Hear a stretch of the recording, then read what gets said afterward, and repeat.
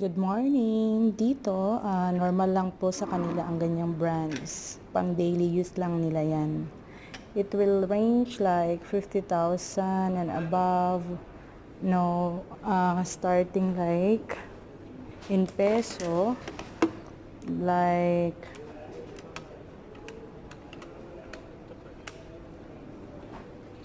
190,000 to 1M or more.